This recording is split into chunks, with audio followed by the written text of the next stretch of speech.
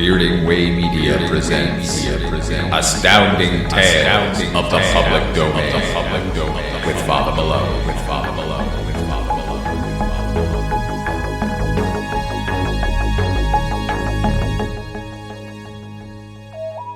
Rough Beast by Roger D. Aycock. The field of the experimental telethink station in the Florida Keys caught the fleeing Morid's attention just as its stolen Federation lifeboat plunged into the outer reaches of night-side atmosphere. The Morid reacted with the instant decision of a harried wolf stumbling upon a cave that offers not only sanctuary, but a lost lamb for supper as well.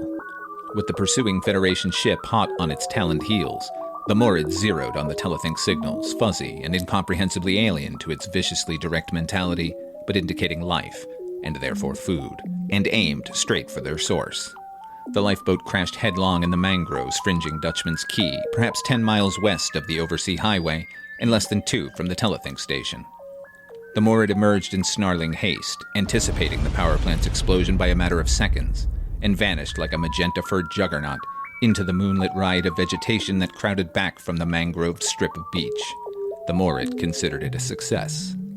The lifeboat went up in a cataclysmic roar and flare of bluish light that brought Van, the telethink operator on duty, out of his Goldberg helmet with a prickly conviction of runaway range missiles. It all but blinded and deafened Ellis, his partner, who was cruising with a portable telethink in the station launch through a low-lying maze of islands a quarter of a mile from Dutchman's Key. Their joint consternation was lost on the Morid because both at the moment were outside of its avid reach. The teeming welter of life on Dutchman's Key was not. The Morid headed inland, sensing abundant quarry to satisfy the ravening hunger that drove it, and that craving satisfied, to offer ample scope to its joy of killing. The Morid's escape left Shax Tall, Federation ship's commander, in a dilemma bordering upon the insoluble. It would have been bad enough to lose so rare a specimen even on a barren world, but to have one so voracious at large upon one so teeming, as the primitive telethink signals demonstrated, with previously unsuspected intelligence, was unthinkable. This, at the outset, was Shaxtal's problem. Forbidden by strictest galactic injunction, he could not make planetfall and interfere with a previously unscouted primitive culture. Contrary-wise, neither could civilized ethic condone his abandoning such an unsuspecting culture to the bloody mercies of a Morid without every effort to correct his blunder. Hanging in stationary orbit in order to keep a fixed relation to the Morid's landing site, the Federation commander debated earnestly with his staff, until a sudden quickening of the barbarous telethink net made action imperative. 2 of the Autocathons were isolated on a small island with the Morid. Unwarned, they were doomed.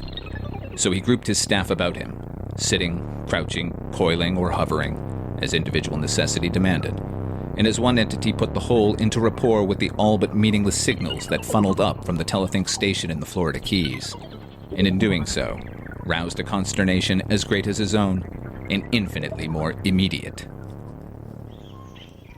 The flash brought Van away from the telethink console and out of the Quonset station to stare shakenly across the tangle of mangroved islands to the west. Wayman came out a moment later, on the run when the teeth-jarring blast of the explosion woke him.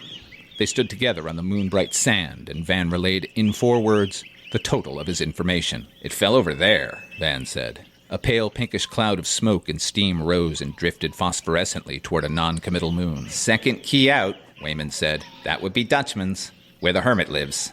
Van nodded, drawing minimal reassurance from the fact that there had been no mushroom. "It shouldn't be atomic."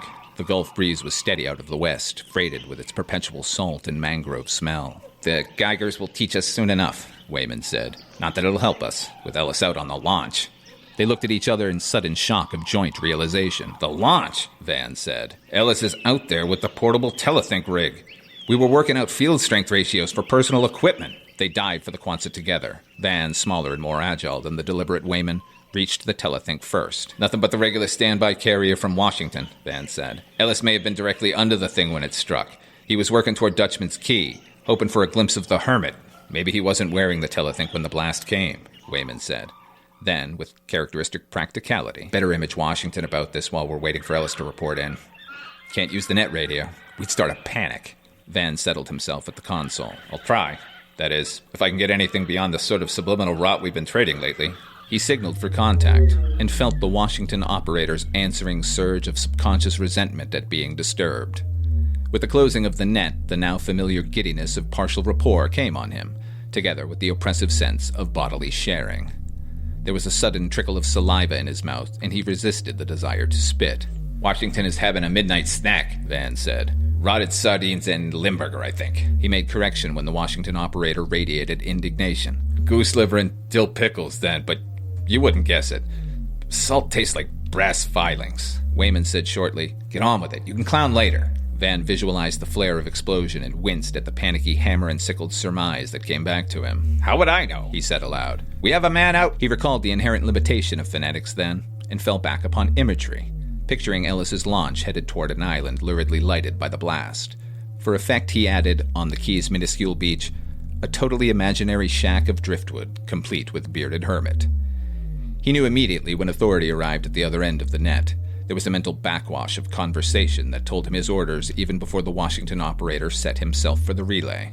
"They want an eyewitness account from Ellis," he told Wayman. "As if." Ellis broke into the net at the moment, radiating a hazy image. He was still partially blinded from the glare of the blast, of a lowering quay overhung by a dwindling pall of pinkish smoke.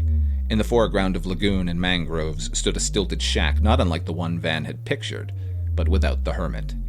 Instead, the rickety elevation of thatched porch was a blot of sable darkness, relieved only by a pair of slanted yellow eyes gleaming close to the floor. Climactically, Shackstall entered the net then with an impact of total information that was more than the human psyche, conditioned to serialized thinking by years of phonetic communication, could bear. The Washington operator screamed and tore off his helmet, requiring restraint until he could compose himself enough to relay his message. Ellis, in his launch, faded dead away and ran the boat headlong aground on the beach of Dutchman's Key. Van reeled at his chair, teetering between the shock and lunacy, until Wayman caught him and slid the telethink from his head. It was minutes before Van could speak.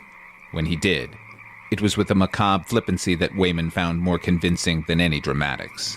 "It's come," Van said. "There's an interstellar ship out there with 1,000-odd crew that would give Dali himself nightmares." Wayman had to shake him forcibly before he could continue. "They're sorry they can't put down and help us," Van said. "Galactic regulations, it seems. But they feel they should warn us that they've let some sort of bloodthirsty jungle monster, a specimen they were freighting to an interplanetary zoo, escape in a lifeboat. It's loose down here. Dutchman's Key," Wayman breathed. "What kind of brute could live through a blast like that?" "It left the lifeboat before the power plant blew," Van said. "They're tracking its aura now. It's intelligent to a degree, about on par with ourselves, I gather, and it's big. It's the largest and most vicious life form they've met in kilo-years of star trading." He frowned over a concept unsuited to words. "Longer than thousands. Their culture goes back so far that the term doesn't register." "Ellis," Wayman said. "Tell him to sheer off. Tell him to keep away from that island." Van clapped on the telethink helmet and felt real panic when he found the net vacant, except for a near-hysterical Washington operator. "Aliens are off the air," he said. "But I can't feel Ellis. Maybe he isn't wearing his telelink. I'll try his launch radio." He had the microphone in his hand when Van said, "They got the message in Washington and they're petrified. I asked for a copter to pick up Ellis and the Hermit if they can reach them before the thing does, but they're thinking along different lines. They're sending a squadron of gent bombers with non-atomic hydrogen to make sure the beast doesn't escape to the mainland and devastate the countryside." Wayman said incredulously, "They'll blow the Key to bits. What about Ellis and the Hermit?" "Ellis is to evacuate him if possible. They're giving us 20 minutes before the jets come. After that," he didn't have to finish. At midnight, old Charlie Trask was wading knee-deep in the east side grass flats of his private lagoon, methodically netting shrimp that darted to the ooze-clouded area stirred up by his ragged, wading shoes. An empty gunny sack hung across one shoulder, ready for the coon oysters he would pick from the mangrove roots on his way back to his shack. In his dour and antisocial way, Charlie was content. He had nearly enough shrimp for boiling and for bait, with the prospect of coon oyster stew in the offing. He had tobacco for his pipe and cartridges for his single-shot .22 rifle and a batch of potent homebrew ready for the bottling. What more could a man want? The blast and glare of Lemurid's landing on the western fringe of his key jarred Charlie from his mellow mood like a clear-sky thunderbolt. The concussion rattled what teeth remained to him and brought a distant squall from his cat, a scarred and cynical old Tom named Max, at the shack. Damn rockets, was Charlie's instant thought. Fool around or they blow us all to hell. The rosy phosphorescence, drifting up from the mangroves a quarter of a mile away, colored his resentment with alarm. A blast like that could start a fire, burn across the key, and gut his shack. Grumbling at the interruption of his midnight foray, Charlie crimped the lid tight on his shrimp bucket and stalked back along the lagoon toward his shack. The coon oysters would have to wait. 5 minutes later, he reached his personal castle, perched on precarious pilings in a gap hewn from the mangroves. The moon made it, to Charlie, a thing of black and silver beauty, with Max's yellow eyes gleaming from the porch floor like wicked, welcoming beacons. Still muttering, Charlie waded out of the shallow water ooze and stumped in squishing shoes up the ladder to his shack. The shrimp bucket he hung on a wall peg out of Max's calculating reach. He found his pipe in the kitchen and loaded and lighted it, deliberately because the capacity for haste was not in him. His homebrew crock bubbled seductively, and he took time out to raise the grimy toweling that covered it and sniff appreciatively. Ready to cap by the time I get back and get the shrimp graded. He changed his dripping brogans for a pair of snake-proof boots and took down his .22 rifle from its pegs, not because he really imagined that anyone might have lived through such a blast, but because strangers, them radio fellas 2 keys east, for instance, might take it into their heads to come prying around. He was halfway across the key when the drone of Ellis's launch entering his lagoon justified his suspicions. Charlie's investigation was soon over. A dying plume of steam, rising from a circle of battered mangroves, told him that no danger of fire impended, and he turned back in relief. It did not occur to him that the pilot of his hypothetical rocket might be lying desperately injured in the shallow water, at the mercy of sharks and crocodiles. If it had, he would not have moved to help. Any fool who got himself into such a spot, in Charlie's rude philosophy, could get himself out. The drone of the launch's engine was loud when he reached his shack. The boat, handled by a pilot grotesque in what Charlie took at first for a diver's helmet, was heading directly for his landing at an unsafe speed. Serve him right if he shoals on an oyster bed and rips his bottom, Charlie said. As if on cue, the boat swerved sharply. Its pilot came half erect, arms flung wide in a convulsive gesture. The engine roared wildly. The boat heeled, slamming its occupant against the right gunwale, and blasted straight for Charlie's shack. Miraculously, it missed the shack's piling and lunged half its length upon the sand. The engine roar died instantly. The pilot was thrown headlong overside, Goldberg helmet flying off in mid-arc to lie stunned at the foot of Charlie's ladder.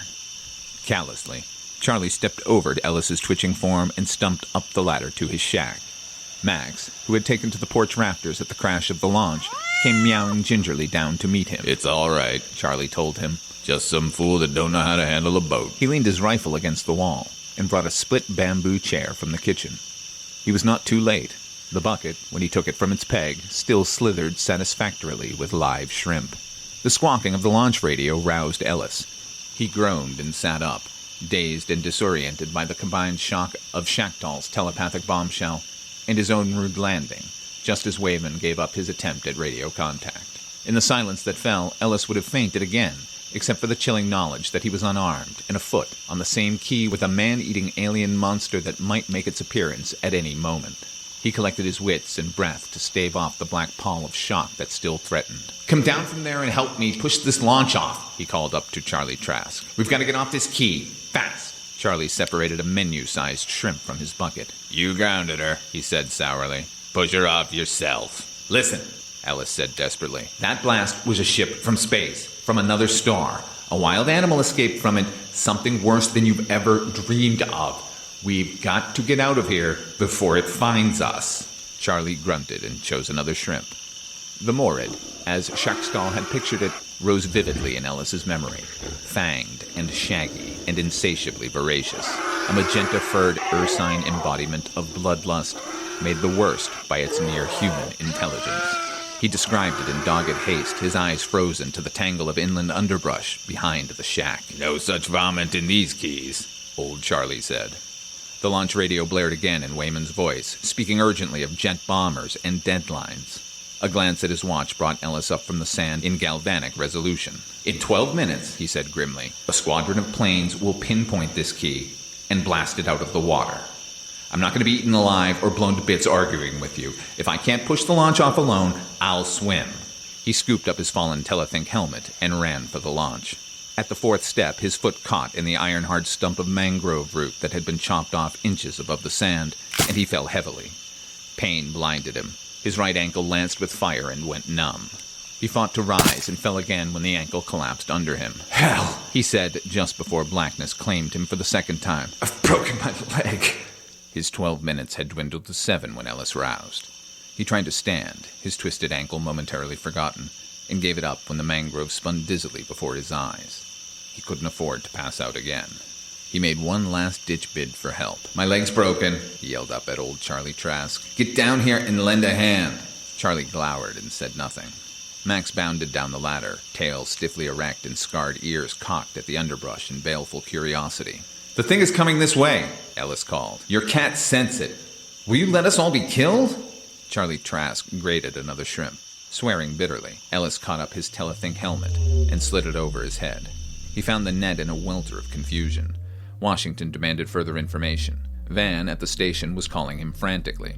His own scramble for help images only added to the mental babble. On the Federation ship, confusion was nearly as rampant. Shackstall's dilemma still held. He could not make planetfall. Time was too short for aid now, in any case. But neither could he, with clear galactic conscience, desert the harried primitives below while hope remained. Ellis's predicament forced Shackstall to decision. He could only follow the Morad's aura and relay its progress. It could not be helped that the relayed image was blurred of definition and weirdly askew. The Morad's visual and auditory range differed so sharply from either human or galactic that even over the ship's wonderfully selective telecommunicator, little of the Morad's immediate surroundings came through clearly. Its aura arrived with a burning intensity that turned Shackstall and his group faint with empathetic horror. But the fact that the Morad had just made its first kill obliterated all detail for the moment beyond a shocking welter of blood and torn flesh. Ellis fared a little better under the second telepathic blast than he had the first. He managed to snatch off his Telethink helmet just in time. The thing just killed something out there, he yelled at Charlie Trask. It's coming this way. Are you gonna sit? Charlie grated his last edible shrimp, took up his bucket, and went inside. The leisurely clinking of home-brew bottles drifted after him, clear and musical on the still, hot air. Ellis looked at his watch and considered prayer. He had 3 minutes left. When the Morad came, Ellis was sitting dumbly on the sand, nursing his broken ankle and considering with a shock-detached part of his mind a fragmentary line of some long-forgotten school day's poem. What rough beast is this? The rest eluded him. The underbrush beyond the shack rustled, and the Morad's ravening image sprang to Ellis's mind with a clarity that shook his 3 net participants to the core. One of them passed endurance. Van, in the station, said, "Dear God," and braced himself for the end. In Washington, the operator fainted and had to be dragged from his console. Aboard the Federation ship, Shackstall radiated a shaken "Enough!" and tentacled a stud that sent his craft flashing on its way through subspace. At Charlie Trask's shack, Max bounded across the clearing and into the brush. There followed a riot of squalling and screaming that brought Charlie out of his shack on the run. Ellis sat numbly, beyond shock, waiting for the worst. Unaccountably, the worst was delayed. Charlie came back, clutching a protesting Max by the scruff of the neck, and threw down something at Ellis's feet. Something small and limp and magenta-furred, smeared with greenish blood, and very, very dead. "There's your varmint," said Charlie. With 1 minute remaining before the promised bombers roared over, Ellis, with a frozen clarity he had not dreamed he possessed, radiated a final message before he fainted again. "Call off the jets," he said in effect. "It's over. The beast is dead. The hermit's cat killed it." An hour later at the station, his ankle bandaged and his 3rd cup of coffee in hand, Ellis could review it all with some coherence. "We didn't consider the business of relative size," he said. "Neither did our galactic friends. Apparently they're small, and so are all the species they've met before. Maybe we're something unique in the universe after all. And maybe it's a good thing they didn't land and learn how unique." "It figures," said Wayman. "Washington let it out on the air that DF stations made a fix on the spaceship before it jumped off. It measured only 22 feet, Van said wonderingly, and there were hundreds of them aboard. Gentlemen, we are Brobdingnagians in a universe of Lilliputians." "I've been trying," Ellis said irrelevantly, "to recall a poem I read once in school. I've forgotten the author and all the verse, but one line. It goes, "What rough beast is this?" Van quoted. "You were thinking about it hard enough when the debacle in the brush took place. The image you radiated was rough enough. It shocked the pants off us, and off the Galactics," Wayman said. "The shoe is on the other foot now, I think." He went to the Quonset door and looked out and up, listening. Jets. The Washington brass on its way to cross-examine us. "The other foot?" Van said. "Don't be cryptic, man. Whose foot?" "Theirs," Ellis said. "Don't you see? One of these days we'll be going out to make our own place in the galaxy. With our size and disposition, how do you think we'll seem to those gentle little people?" Van whistled in belated understanding. "Rough," he said.